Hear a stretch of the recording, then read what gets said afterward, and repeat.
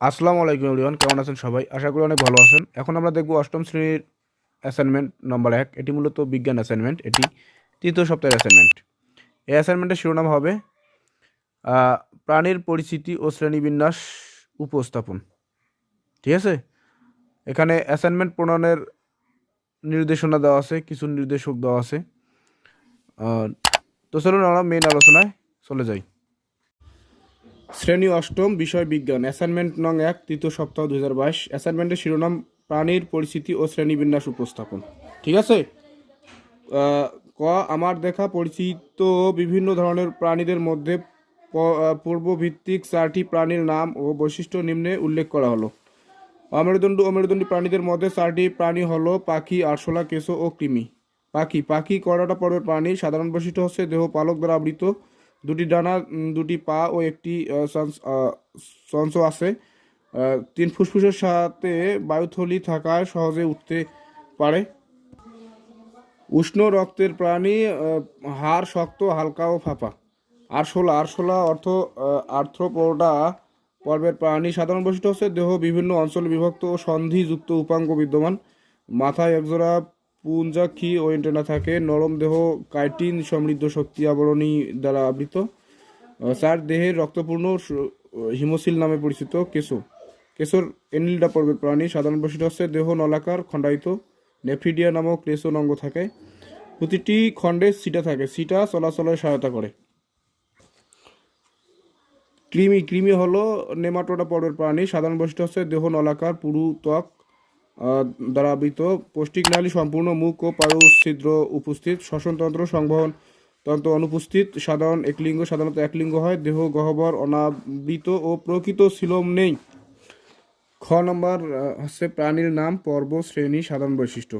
প্রাণীর নাম হচ্ছে কাক, শিয়াল, কুকুর, কোনো ব্যাঙ। পর্ব হচ্ছে করডা পর্ব।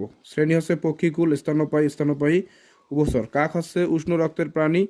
দেহ পালক দ্বারা আবৃত, 2টি পা, 2টি পাখা ও একটি ঠোঁট আছে। শিয়াল হচ্ছে দেহ লোম দ্বারা আবৃত, স্তন্যপায়ী, উষ্ণ রক্তের প্রাণী, দুধ পান করে। কুকুর হচ্ছে দেহ লোম দ্বারা আবৃত, স্তন্যপায়ী, উষ্ণ রক্তের প্রাণী, দুধ পান করে। কোনো ব্যাঙ হচ্ছে দেহত্বক আঁশবিহীন, নরম ত্বক, পাতলা ও ভেজা শীতল রক্ত বিশিষ্ট প্রাণী। অনুভাবে হাঙর, কেঁচো, করাডা এনিলিডা পর্বের প্রাণী। কন্ড্রিকথিস অমসলিন মেলিয়া এর বৈশিষ্ট্য দেওয়া আছে। এরা সমুদ্রে বাস করে। কঙ্কাল লিখে নেবা তোমরা। এরপর গ নং প্রশ্নের সমাধান। আমার দেখা তালিকাযুক্ত প্রাণীগুলোর দৈনন্দিন জীবনে ইতিবাচক ও নেতিবাচক প্রভাব শনাক্তকরণ নিম্নে ছকে উল্লেখ করা হলো।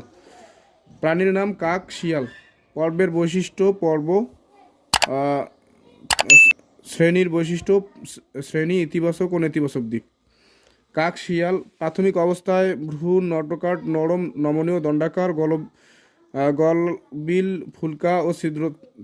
ফুলকা ছিদ্রে থাকে। এরা বৈশিষ্ট্য, প্রাথমিক অবস্থায় ভ্রূ নটোকাট, নরম, নমনীয়, দণ্ডাকার, গলবিল ফুলকা ছিদ্র থাকে। করডা পর্বের প্রাণী, এটিও করডা পর্বের প্রাণী। শ্রেণীর বৈশিষ্ট্য, দেহ পালক দ্বারা আবৃত, 2টি পাখা ও 2টি পা আছে। শিয়ালের হচ্ছে দেহ লোম দ্বারা আবৃত, স্তন্যপায়ী, উষ্ণ রক্তের বিশিষ্ট প্রাণী। পর্ব পক্ষীকুল, এটা স্তন্যপায়ী প্রাণী। তারপর হচ্ছে কুকুর, কুনো ব্যাঙ, হাঙর। প্রাথমিক অবস্থায় ভ্রূ নটোকাট, নরম, নমনীয়, দণ্ডাকার, গলবিল ফুলকা ছিদ্র থাকে। প্রাথমিক অবস্থায় ভ্রূ নটোকাট, নরম, নমনীয়, দণ্ডাকার, গলবিল ফুলকা ছিদ্র থাকে। এগুলো আছে দেহ লোম দ্বারা। এগুলোর বৈশিষ্ট্য এবং দেওয়া আছে। আপনারা স্ক্রিনশট দিয়ে নেবেন, এভাবে স্ক্রিনশট দিয়ে নিয়ে নেবেন। ঠিক আছে। তো আজকে পর্যন্ত ভিডিওটা ভালো লাগলো অবশ্যই চ্যানেলটিকে সাবস্ক্রাইব করে পাশে থাকবেন। ধন্যবাদ সবাইকে।